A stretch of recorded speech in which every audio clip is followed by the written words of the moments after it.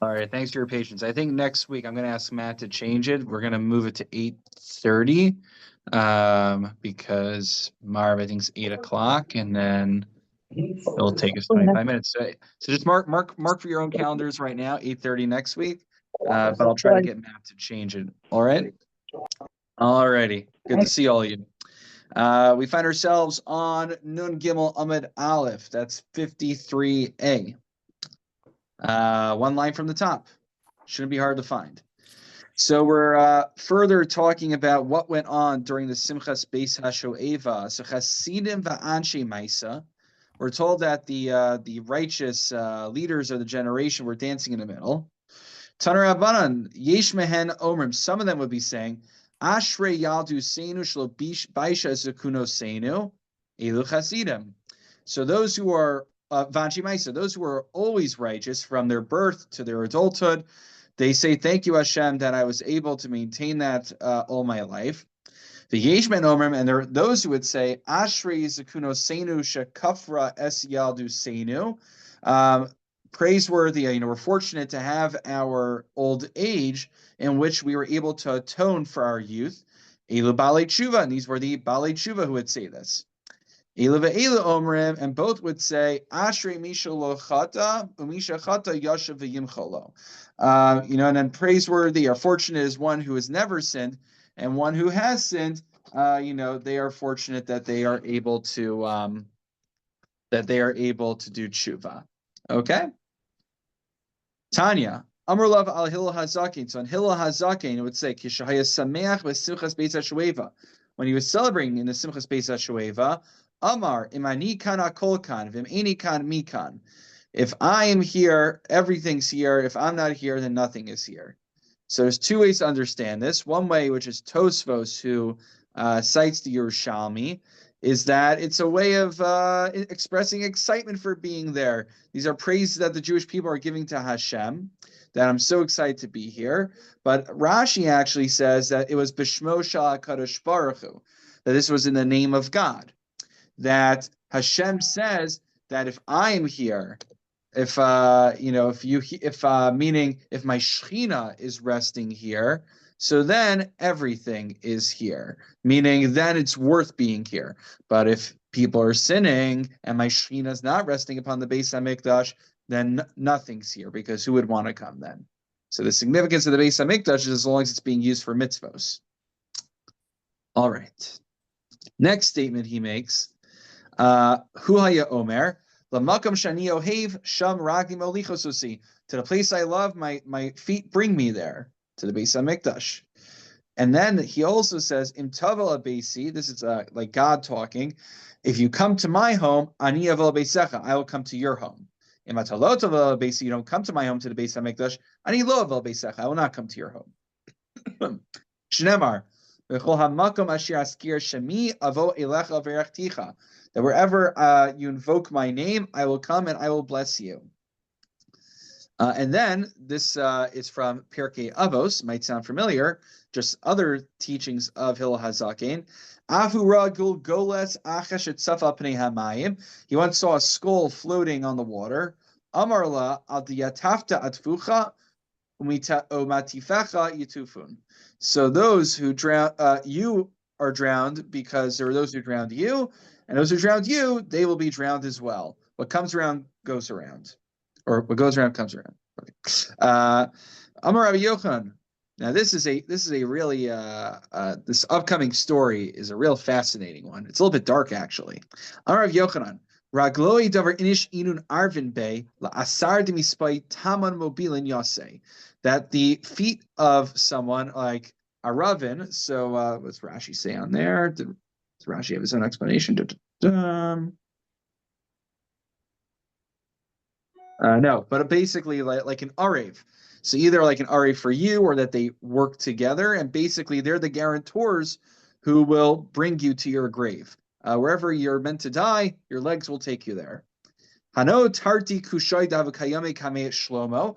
There are these two kushim who are under the employment of Shlomo HaMelech. Elicharav v'achia b'nei Shisha. So from the Shlomo Havu. So these two people, they were scribes for Shlomo. Yom Echad, one day, they saw that the angel of death was sad. I mean, basically, Shlomo HaMelech sees the angel of death, right? Like, think about it, just like, casually just sees the angel of death. And he is downtrodden. Amarle, amai atzifta, why are you so despondent? Amarle, dekabo minai hani tartiku shai diasvihacha. So because on my list of people to kill today are these two kushim. So what does Shlomo Melech do? He turns around, Masrina l'seirim. He gives them to what are probably referring to Shadim, to these supernatural creatures or demons. Shadrinu l'mechuz deluz. He sends them to bring them to the city of Luz, and kimatu in order to escape the Malach Hamaves. And when they got to the city of Luz, shechivu, they immediately died. Lamachar chazi l'malach Hamaves. He sees. What's the Malchus doing? Dava kabodach. He's laughing. Like in American Pie, he says, "I saw Satan laughing with delight the day the music died." Right. So right, he sees Satan laughing with delight. Amarle, amai bidachta. Why are you laughing? Amarle, basar debo minai tamachadratinu. The place that I was supposed to kill them, you sent them there. You made my job easier for me. I was able to fulfill my mission. And this is what we call a self-fulfilling prophecy, I believe. Right? It's like, I think, Lahavdil, like the Greek legends, the oracle has a prophecy that something terrible will happen. And then by you trying to avert the prophecy, you unwittingly fulfill the prophecy. Are we familiar with that literary motif? Right? So, okay. It's here on the story. Okay, well, we learned something new. As my Rabbi J.D. Schachter likes to say, L'kai masha nemar Torah umada. We fulfilled our Torah umada for the evening. And then, miyad pasak shlomo v'amar ragloi devar inish inun arvin bei lo sardim mispoi tama movilin yaseh. That, right? Your legs are going to take you to where you're supposed to be in order to die. So I was thinking of making some sort of shiur on like kind of like fatalism in Judaism, and this would be an interesting data point in that. Okay, moving forward to cheerier topics. Tanya, Amar Lev Arav Shimon Gamliel Kashay Sameach B'Simchas Beis HaShoeva. Let's go back to the party of Simchas Beis HaShoeva, right? Like, quick 180 from the story back to the Simchas Beis HaShoeva. Hayanotel Shmona Avuko Shel Or. You would take 8 torches of flames. V'Zoreg Achas V'Notach. You would juggle them. But they wouldn't touch each other in the air. And then his prostration technique was Noei Gedulav Ba'aretz. He put his 2 thumbs on the earth. The Shochav and Noshik is a ritzvah, kind of like you do this like push up with just fingers, and he would kiss the ground. The Zokef, and then he would bend down. Straighten up. The Ankol Bir Yachol Asis came. Vizohi Kida. This is a special technique called Kida, and most people cannot pull it off properly. In fact, Levi Echavi Kida Kamei Rabbi Itla. Levi tried to demonstrate this to Rabbi, and I think he paralyzed himself, or how do they render it in the art scroll?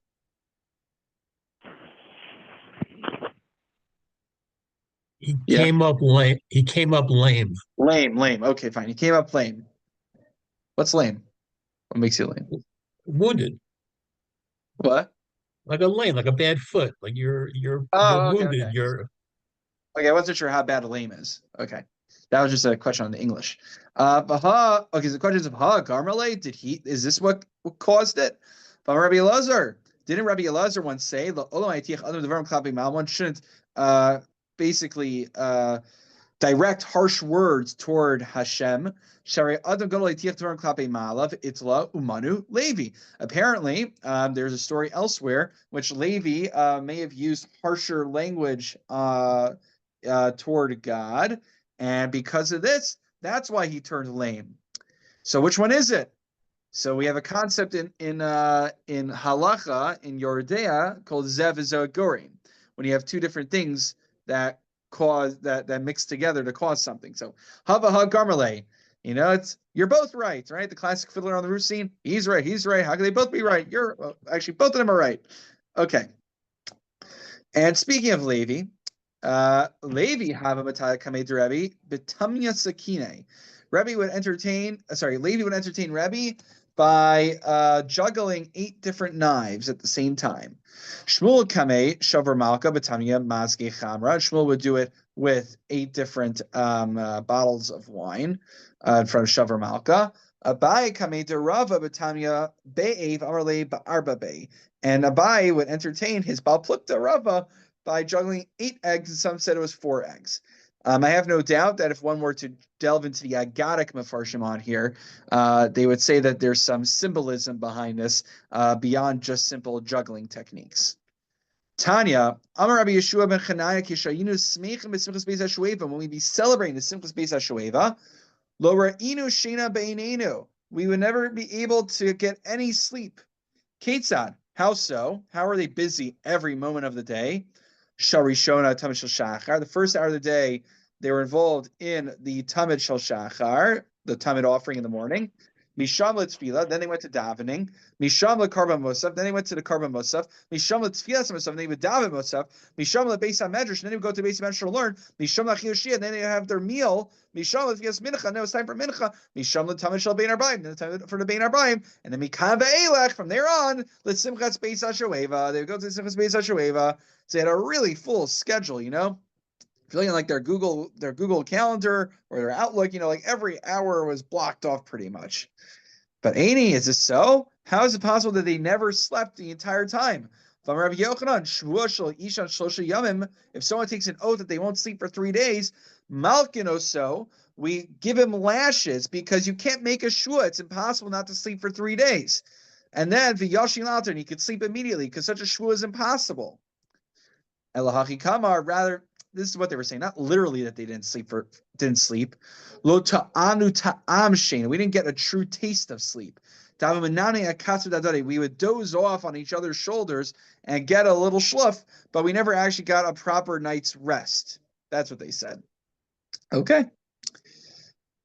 Finally, this story came up in another Gemara we did once. It was either in Megillah or Makos. Maybe it was in Makos. Actually, you know what?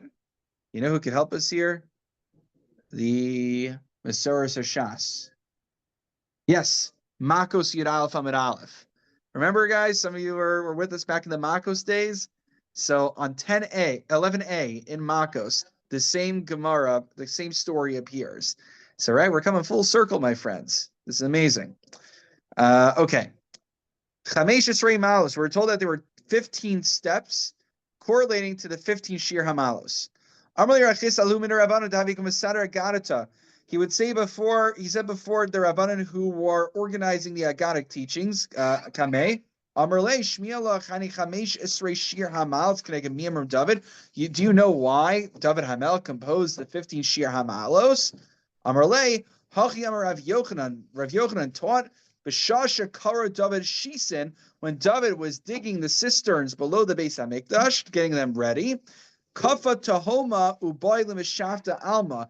The waters from the deep began to rise, and they wanted to wipe out the entire world. Like, you think today we're making issues with climate change. Well, apparently David HaMelech, like his industrial work that they were doing was about to bring on a major climate catastrophe. So Amar David, Chamesh Esrei Malos Varidan. So then he said the 15 Shir Hamalos, and it brought them back down.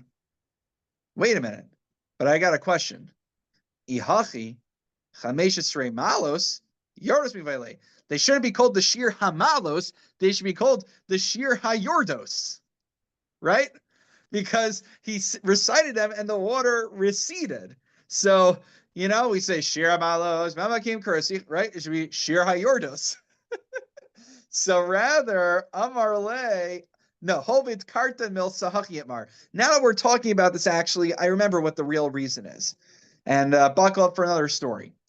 Shakar David Shisen, when David was digging the cisterns, Alma, the waters of the deep began to rise up and wanted to wipe out the entire world. Amar David Mach said, Mi'ika diyata ishari lemichtav shame, achaspa v'nashti petahoma, omanach.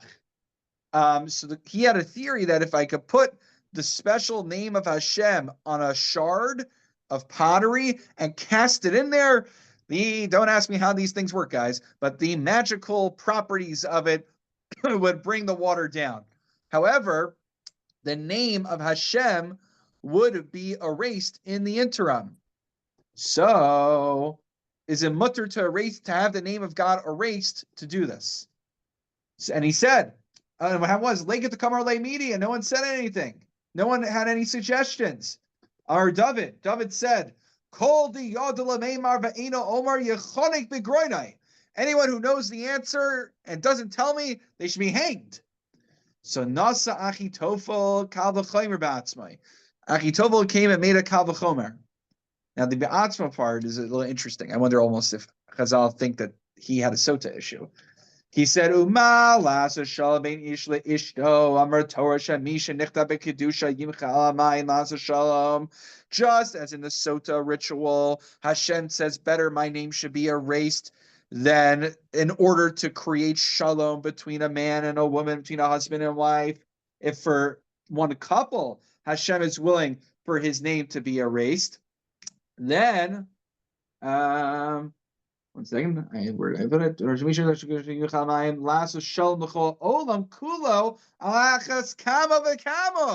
save the entire world and put shalom upon it, certainly Hashem will be willing for his name to be erased. Amarle Shari, Sachi Teufel Paskin, it's permissible. So they did it. They threw the shar with God's name into the deep. V'nachis Tahoma, and the abyss began to recede into the abyss. Shitzar Alfi Garmide, 16,000 amos. But Kichazi Nachis Tuva, it's like the Choni Hamagal story, It's raining too much now. Oh, now it's raining too little, right? And then we need like the Goldilocks zone, right? And this is just right? We need to get the Goldilocks over here. So now the water went back too far. So then what happened was Amar Kama Dimitli Tfei Mirtav Alma. We need it's going too far down. We need to come back up so the water will be able to moisten the earth. If it's too far down, we won't have fertile land anymore. So what do we have to do?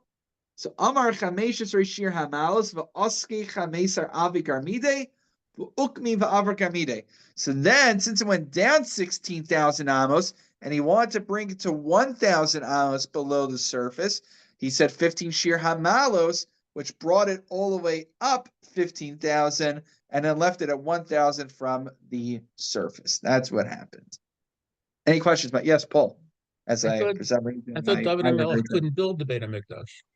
Yes, excellent question. So it seemed that he was laying the groundwork for it, is my understanding, foundation, but then Shlomo HaMelech came and kind of did the actual building of the Beit HaMikdash. But he was just making the cisterns. But right, that same question occurred to me as well. So it's a good point, Paul. One other thing I'll mention is, of course, there's a tshuva of Rav Moshe Feinstein that relates to this. What's the tshuva that relates to it?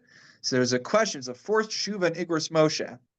The question is, if someone goes to a hospital, and he has a leper, or he has some kind of contagious disease, but he wants to bring his tefillin in with him. The issue is anything that goes in with him has to be burned before he comes out because of the contagion. So can he bring his tefillin in with him? So Rav Moshe holds no. And it's actually, I don't know if we'll get to this while I'm still here, or maybe we'll have to save it. As I said, I'm planning on actually, as a weekday share, doing Igros Moshe when I'm in Allentown. So I'm happy to, if that happens, Bli Neder, I'm happy to provide a Zoom link. But I'm preparing a share on issues related to Shemus and Shem Hashem. And so it's an interesting question. So this Kal Vachomer here is brought in because we're not directly erasing God's name. We're just putting it in the water, and then it erases on its own. It's a similar svara, by the way, for those who think it's an issue to pour water on ice on Shabbos because you'll cause it to melt faster, some poskim suggest pouring your water in the glass first and then dropping the ice in afterwards, because then it's not direct. It's more. It's not molid. It's nolad. It's more of a grumma. It's an indirect action. So might this there be? over here. What? Finish. I'm sorry. I thought you were finished. Oh yeah. So that's. I mean, so we'll get into the tshuva, but Ramosha basically says that it might be a grama, but also he entertains the idea that no, that actually might be a direct act of causing it to get burned. Even though I'm not the guy burning it, bring it to a hospital where everything gets burned, where all your possessions are burned before leaving. That basically is a direct act. So anyway, this Gemara over here serves as one of the bases for that entire sugya. And actually, so it feels I actually have 3 more lines of Gemara. So let me finish that, and then I'll take your question. Amar Ula, Shmamina Sumcha Da'ara Alpha Garmide. What we learn from here is that from the earth to the water is 1,000 amos. Excuse me. V'chazia Dacharina Porta V'nafki Maya. Don't we see that if you dig a little bit, you'll find water? This is in Bavel. Amarav Misharsha Hu Misuma de Paras. That's because you have like the river of Paras, the water from there, but that's not the water that David HaMelech was dealing with. That's not the water that's under the earth. That's just water from a river that then made its way under. That's not the water of the deep. It's a different water source. Okay, we'll put our bookmarks over there. Phyllis, yes.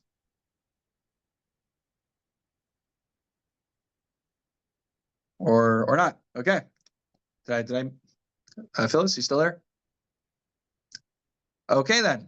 My friend. No, I'm here. I'm here. Oh, I'm sorry. Okay. I was thinking there might be another answer in order to keep the tefillin so that after he recovers, he would be able to use it many, many more times, or if not him, somebody else certainly, is worth not to destroy it for one, for one particular purpose. Like he goes in with an incurable disease, and you destroy the tefillin, they're never going to be used again. Whereas if you don't destroy it, it can be used over and over again. Yeah, I think that's an interesting point, which you're kind of like applying the logic of we break one Shabbos so that you could keep future Shabbosos, like that kind of idea.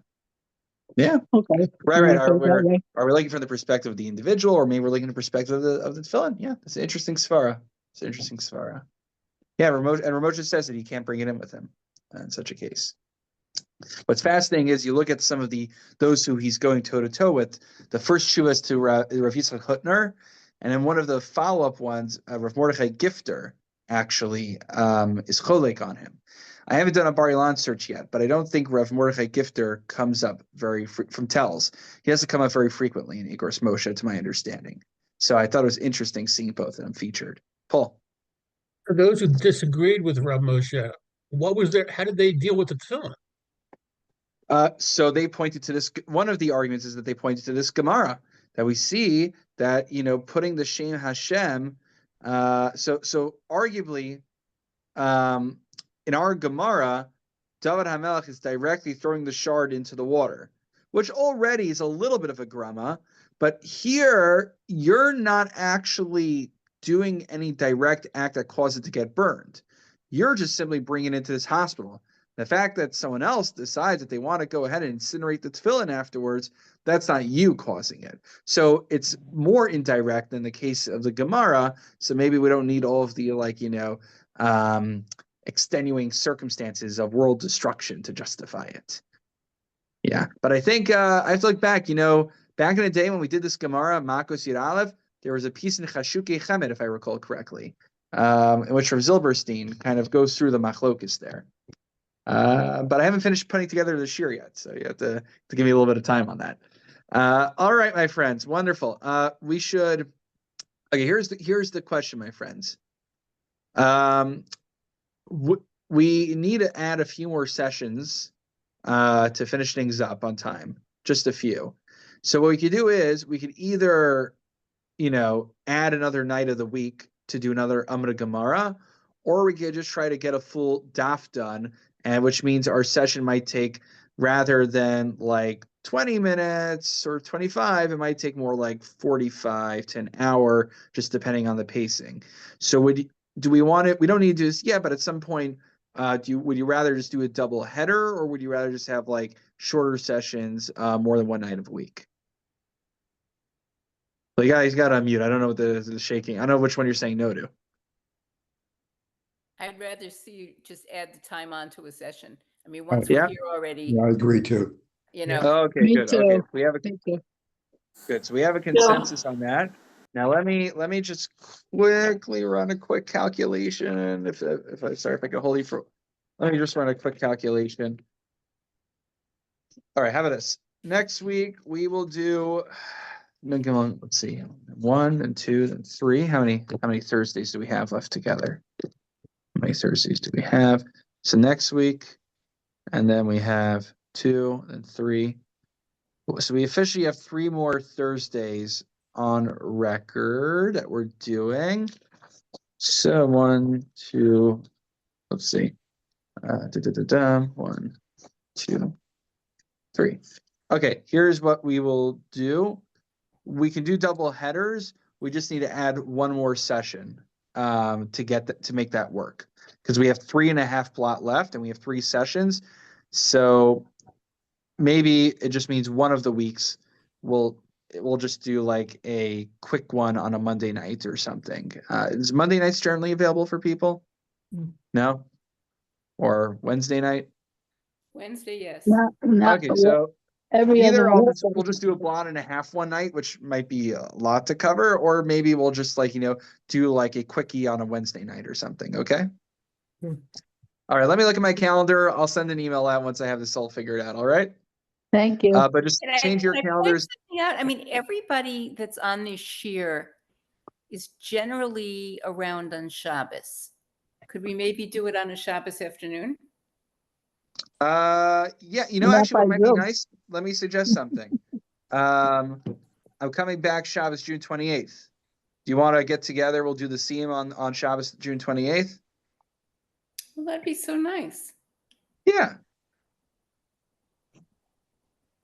And then I really wish be you, a- I can't make it, but I wish you guys luck. Oh, you're not really? gonna be- I'm sorry. I assume, yeah, I'm looking It's all around. right. I'm seeing everybody here is in shul on Shabbos regularly, but you're away by then? Yeah. Sorry. But again, let the majority rule. All right. Well, let's think about it. We still got some time to figure it out, but it would be nice if, we complete the Masechta in person together. I think that'd be nice if we could pull that off. I don't know if it'll be a whole Mitchell Bell catered breakfast or anything, but I should do something. Maybe. No, you said Shabbos. Paul, are you going to be like, wait a minute. what about Motzei Shabbos, the 28th? Like We're maybe gonna be in Massachusetts.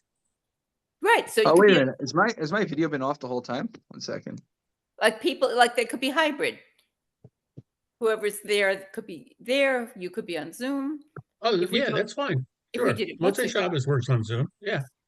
It's My apologies. My video's been yeah. off this whole session. Wow. Okay. Don't Shabbos ask me where that is virtual over. background just came from. Shabbos is over very late. Okay.